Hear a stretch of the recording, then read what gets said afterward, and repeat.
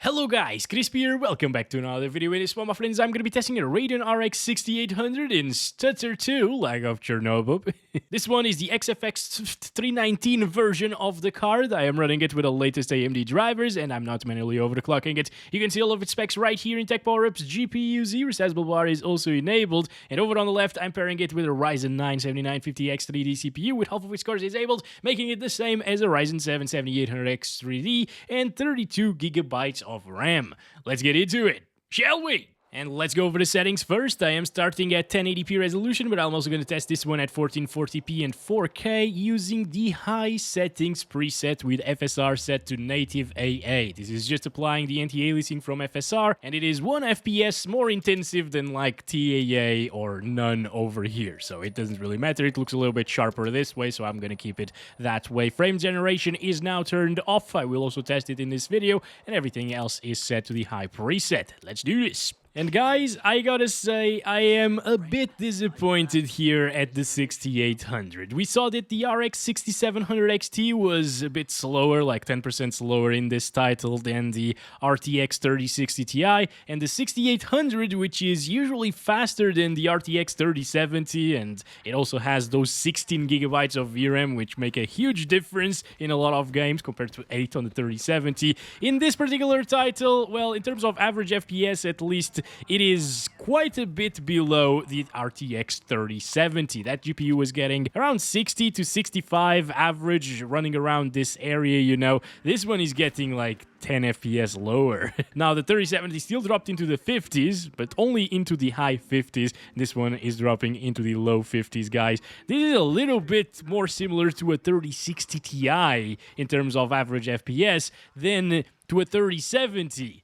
Which is very disappointing. Once again, like I was expecting the 6800, which is, again, usually quite a bit faster than the 3070 to completely destroy the 3070, given that it has double the VRAM, and again, it's also faster. But it seems like the RX 6000 series in this game aren't performing very well compared to the competition, unfortunately. Now, thankfully, though, it does have one thing that's better than the 3070, and that is this is not stuttering as much. And that's because that VRAM is actually making a difference. In some areas of the game, you see that the VRAM usage and especially the allocation go over 8GB, and in those areas, the 3070 or 3060 Ti or every 8GB GPU would start stuttering quite a bit, whereas this one still handles it. And it doesn't really have the frame time spikes being as big as the other GPUs. Anyway, that's it for a little comparison talk, you know. Let's focus on the 6800's performance here from now on. Now, this area right here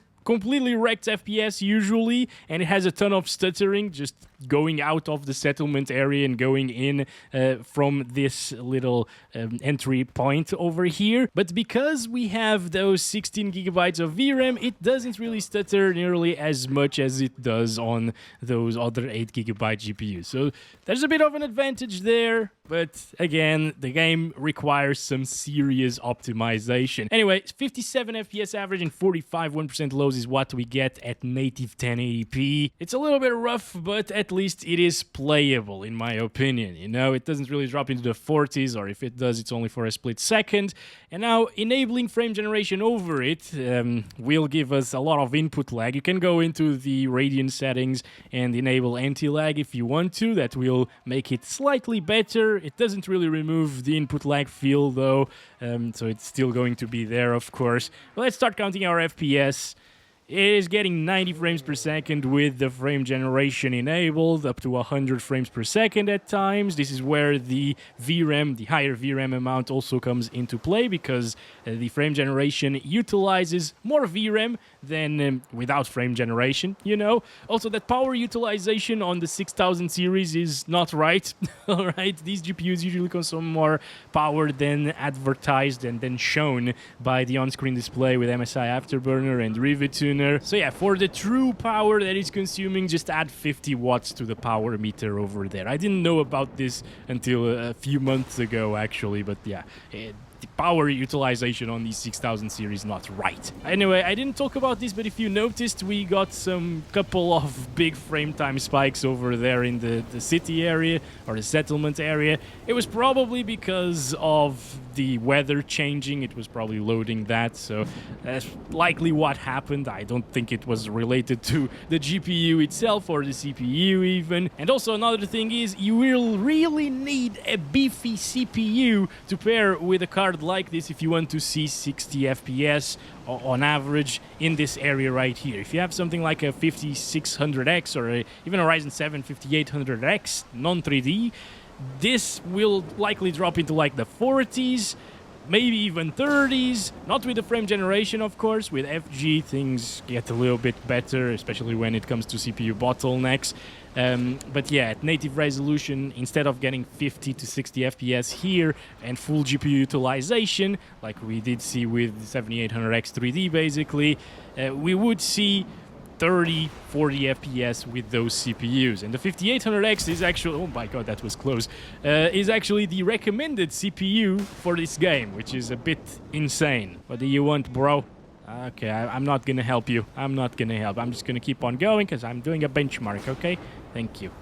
You should probably take some shelter somewhere because, oh my god, this weather, it's kind of insane. What? He needs some help. I don't care. I really don't care. Okay, so we're about to see some enemies, I think. Okay, maybe I killed them all at this point. Oh, no, there they are. There they are. So you got a big stutter there loading the monsters, guys. It's a bit of a shame, once again. We saw the same thing happening with the 3070, and I thought it was VRAM related, but apparently no. It was just... It needs to load the enemies, apparently, whenever they come into the picture and start attacking you and so on. They should include that with the shader compilations at the start. But anyway, that's it for 1080p resolution, guys. There's no need for you to utilize upscaling, you know, quality FSR, because that will look like crap at 1080p. I would much rather deal with the frame generations, input lag, and have that smoother experience. Let's go up to 1440p next. Here we are, 2560 by 1440 resolution, utilizing the same high settings, no frame generation, upscaling is still set to native AA here, and at this resolution we're getting 40s, yeah, 40 to 50 I guess is what we're going to see. Maybe some drops into the high 30s in the settlement area, which is very intensive, as you know already, because I've made 20 videos at this point in STALKER 2. And I know it's a lot of videos, but you guys keep requesting more and more GPUs, and I guess if the videos get good views, it means that they are helping people, right? So thanks for watching. Okay, I've seen a comment in a recent video saying that I am pushing it and I'm making a ton of videos and I should stop in this game, but hey, it's helping people, okay? Like, a lot of people will look at the 3060 Ti video and think, yeah, the 3070 is 10-15% faster than that GPU, so I already know what kind of FPS I will get with the 3070. But a lot of people will come to these videos in a week from now, a couple of weeks from now, and so on, and they will search for their own GPU, and I want to cover them all. And over here, by the way, it is dropping into the low 40s, as I told you it would. Damn, dude, this is crazy. Getting into the settlement, it actually drops down into the high 30s, like 39 or 38 is the minimum, the absolute minimum. So it's still a fine experience. It is playable. I could still enjoy the game like this, but again, for 6800, I feel like the performance should have been better for sure. So optimizations need to be taken place here in this game. Now, you can enable frame generation over the native resolution, like we did at 1080p resolution, but with a baseline of 40 to 45 frames per second, the input lag will feel pretty insane, so that's not a good idea, alright? At 1440p, I'd rather play this with quality FSR instead of frame generation enabled, and here we get closer. It's pretty much the same, actually, in FPS-wise, compared to the native resolution at 1080p res. So it's not going to be a bad experience. Sometimes it hits 60 FPS, as you saw there. for a second. Sometimes it goes down to the lower 50s, but that's in worst case scenario again in this area. And I don't think that's a big issue, especially because this is a single-player title after all. So it's going to be a playable experience here with quality FSR, and a somewhat smooth one if you don't look at the frame time graph going crazy every once in a while. What is that place over there? Have we been there already? I'm not sure. We've been to this area already, for sure. I'm not sure if we're gonna find enemies there lurking around. I think I've already killed all of them. But we are hungry now. Let's eat a little bit of whatever the crap this is. I don't even know. Alright, let's check this out. Wait, there are enemies in that direction. Yes, okay. I guess I will take them down. There we go. Look at that, guys. 3 bullets, 3 kills. Perfect stuff. And no stutters, by the way, when we shot the guys there. Also, someone asked me in the previous video as well if we killed Bob with a sniper rifle from very far away, would they know that it was me? Because I don't know. Kill everyone in the camp before the alarm is set off. Oh, good stuff. We gained an achievement. Nice. Also, remember, 3070, when I got here and started shooting at enemies, it was dropping like crazy for some reason. It was a really weird behavior there. Not sure what happened. But here, no FPS drops. As it should be, you know. Let's enable frame generation over quality FSR now at 1440p resolution. Also, the quality FSR at this resolution, you can tell a big difference, okay? It gets a lot more pixelated and noisy, but the other upscalers just get blurrier. So you either choose between a blurry picture or a very noisy picture as well, and you can't really do much about it, okay? FPS are going to be pretty much the same though, so whether you choose FSR, TSR, XeSS, you can expect around the same FPS. And you can use frame generation on the other upscalers as well, with XeSS for example, because this is FSR 3.1 being implemented in this game. Anyway, the thunderstorm is gone. The weather is quite nice and clear right now. It's beautiful. I really like it with all of these shadows and stuff. Like, UE5 can look great sometimes. It's just that the performance per visuals ratio is not there. It's really low compared to older titles. They look like 90% as good or 80% as good, and they perform 3-4 times faster. That's the big shame about UE5 games, but anyway, and they're also very, very stuttery, as you could see. I don't know how to get inside of this base, dude. I have ran the entire way through the perimeter, and I didn't find any entrance. Maybe you need to get creative here. Oh, there are enemies inside. They're almost spotting me. Can't really get in from here either. Maybe through the sewers or something. If there's a sewers area. Oh! Oh! Finally! Suspicious activity! Suspicious activity. No, my friend. There is no suspicious activity right here. Hello. Goodbye, sir. Okay. Let's see if I can get more of them here. This is looking great now with this weather, guys. Really like the graphics right now, guys. Come on. Get over here, bro. Get out of there. Oh, these guys have very good weapons, actually, right? Ooh, a laptop. I always like to take a look at the laptops in games.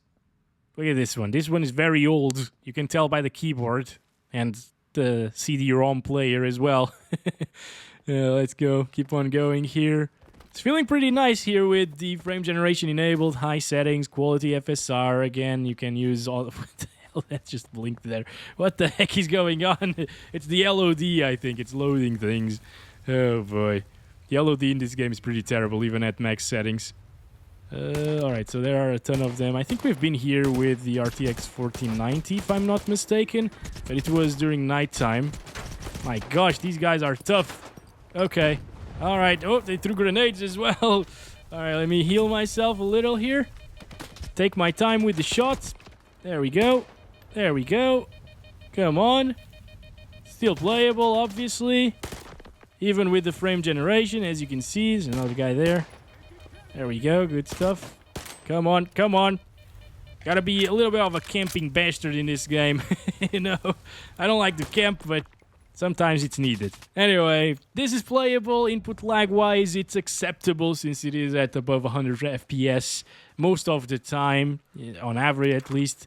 And yeah, it's decent, it's playable. I think I would choose to play like this if I had the 6800 and the 1440p monitor, which a lot of people will have, in my opinion.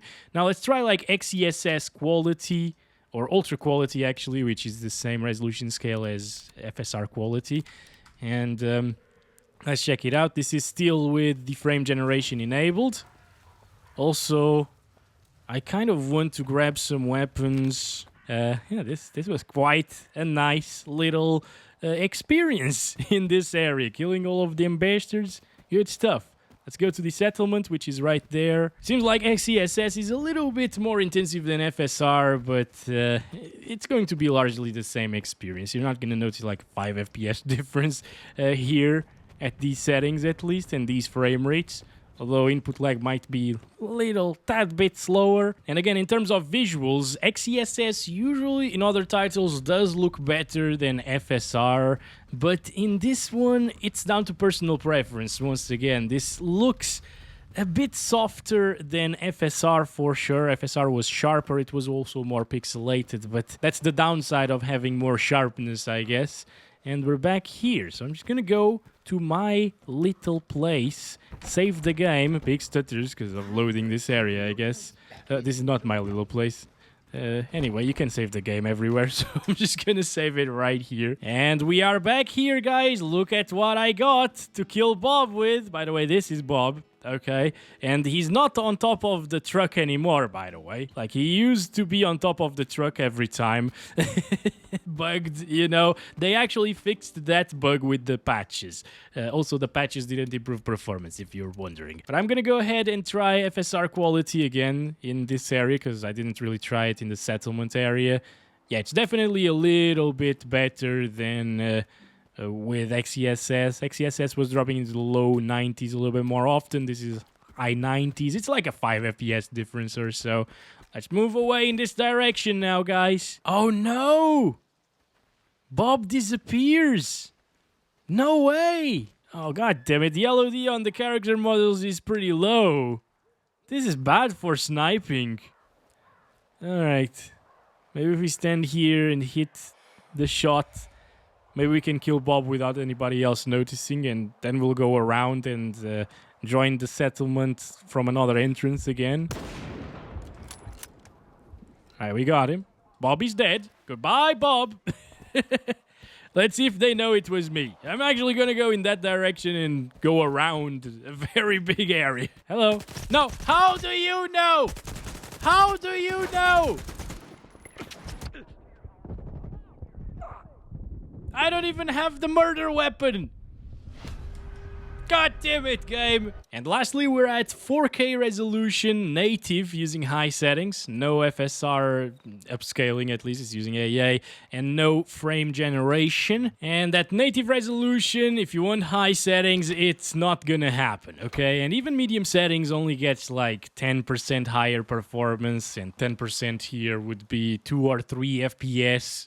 You know, it wouldn't really make it or prevent it from dropping from 30 frames per second still. So 4K it's out of the question with the 6800, unfortunately, guys, at least at native resolution. But you know, at least we're not running out of VRAM, right? At least there's that. I like that this GPU has the 16 gigabytes of VRAM. Let's try it with FSR Quality. And with FSR Quality, it gets up into the 40s. Similar to what we saw at 1440p native resolution, right? And actually Quality DLSS or Quality FSR in this case at 4K resolution is actually internally 1440p being upscaled to 4K. So we're seeing very similar results. Obviously the upscaling part also takes a little bit of a hit to FPS, so it's not as high as native 1440p, but it's very close in this particular title. Usually the differences are bigger between native 1440 and FSR Quality at 4K. Here, it gets 40s, 40 to 50 outside, lower 40s mostly, and inside of the settlements, high 30s and low 40s still. So not terrible of an experience. We're getting somewhere. Obviously, enabling frame generation over this would be terrible because of the baseline FPS being low. But what about performance FSR? This looks a little bit worse, obviously, than quality FSR at 4K. It definitely looks worse than native resolution. It's 50% resolution scale after all, so this is upscaling from 1080p.